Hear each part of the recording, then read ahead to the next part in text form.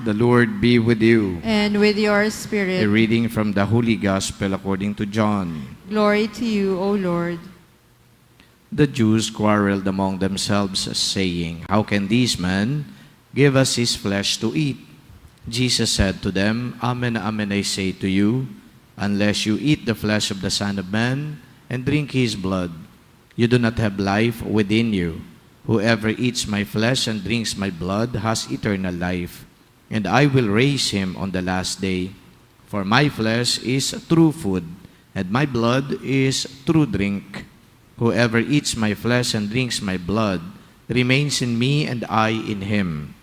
Just as the living Father sent me, and I have life because of the Father, so also the one who feeds on me will have life because of me. This is the bread that came down from heaven.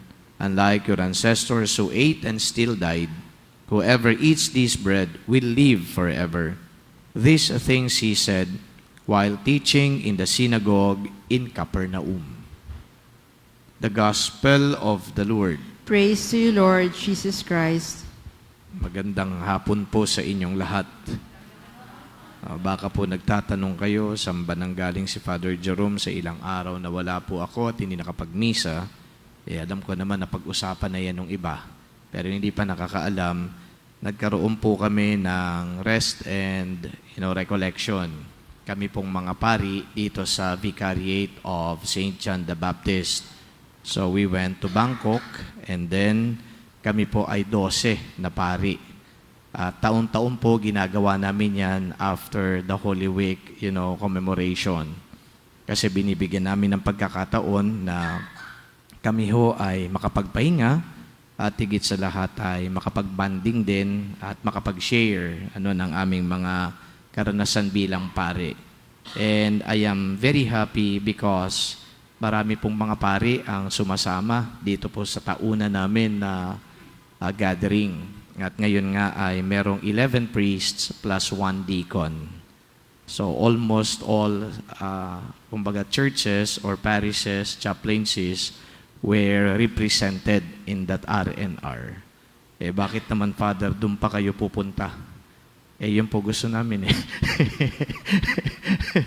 Okay, napag-uusapan po namin yan kung saan kami gagawa ng aming RNR. Pero yan naman po ay legit, Kasi maganda dahil, unang-una, kailangan din natin makapagpahinga.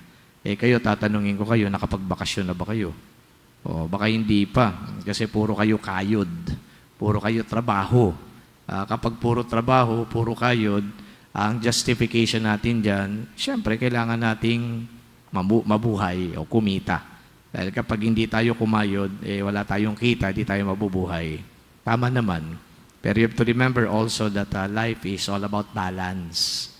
Okay? Pag sinabi nating balance, hindi naman pwedeng puro trabaho lang. Kailangan din magpahinga.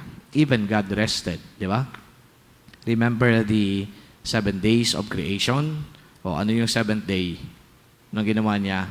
Nakapagpahinga. So dapat ganun din po kayo, makapagpahinga man lang. Wag niyong hintayin na yung pagkakasakit ninyo, yun ang mga araw ng pamamahinga. Baka matuluyan kayo niyan. Kasi yung iba, yung pahinga nila kapag nagkasakit na. Di na makakapasok. Kinakailangan na magpahinga para hindi magkakasakit. Tama ba?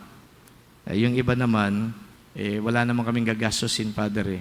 Magpapahinga ka lang, gagastos ka. Di ba? Pwede ka magpahinga lang sa bahay, huwag kang gumastos. Pero the whole point of the matter is magpahinga. But then again, ba't ba yan ang pinag-uusapan natin? Ba't ba nagdi-defend ka, Father Jerome? Di naman nagdi-defend, nagkukwento lang para alam din ninyo kung ano ang ginawa naming mga pare. Father Edric was with us, okay? Bilang assistant dito. But anyway, the first reading is a story of a villain being turned into a protagonist. And I'm talking about Saul. Saul was a persecutor of Christians, and then all of a sudden, he was turned into a protagonist. Anong ibig sabihin ng protagonist? Abay, kinasangkapan siya ngayon ng Diyos upang maging recruiter naman para maging Kristiyano. Nung binabasa ko ito, yung mga realizations ko, unang-una, na God really sees the heart of man. And when God sees the heart, and that is perhaps the most authentic or the most trusted na pagtingin sa isang tao kung papaano mo siya kikilalanin o susukatin. You recall, when David was anointed as king, binanggit doon in the book of the prophet Samuel, sabi niya na God sees the heart, but man sees appearances. Bakit in-emphasize ko ulit yan dito kay St. Paul o kay Saul? Okay? Kasi meron nagpo-protesta eh. Ananias was protesting, what? You are going to turn that guy into somebody who is going to be, recruiter of Christians?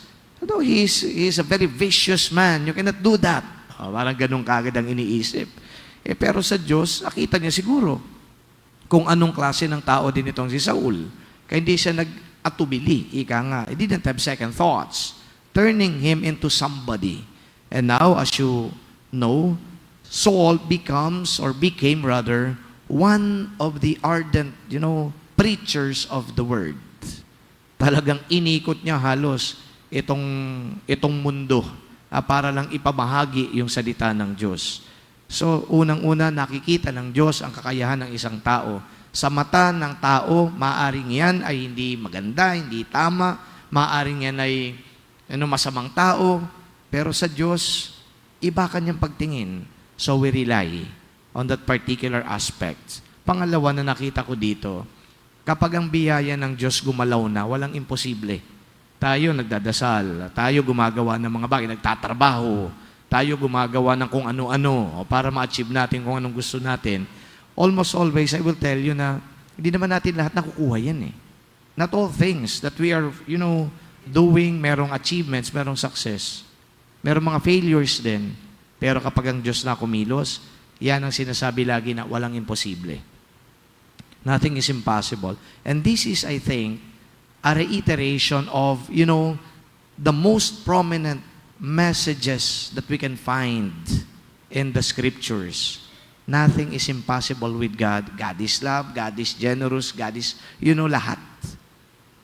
So, kumbaga ngayon, nire-reassure tayo sa kwento ni Saul, being St. Paul now. At panghuli, kapag ginamit ka na ng Diyos, kapag gumalaw na ang biyaya ng Diyos, ang panghuli, nakasunod nito, magandang nagiging resulta. Kasi yan ay galing sa Diyos.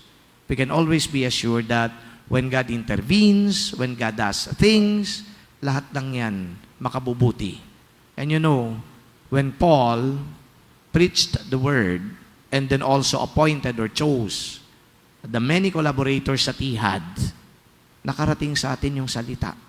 Hindi tayo ngayon parang bulag, bingi, o ignorant about the word.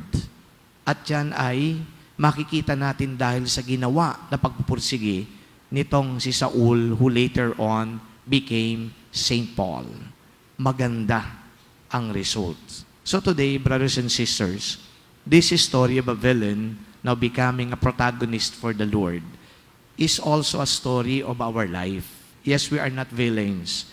Pero yung binanggit ko, biyaya ng Diyos, walang imposible sa Diyos, magandang kalalabasan yan dahil galing sa Diyos. Yan ang kwento natin bilang mananampalataya. We do not just rely on our own capacity to do things. We rely on God's grace. We do not just, achieve things based on our human efforts, but it is God who provides. Bahala siya. And then of course, if it is God who provides, sigurado, makabubuti yan sa iyo, makabubuti yan para sa akin. And so may this story of Saul becoming Paul inspire us to really trust the Lord more. Amen.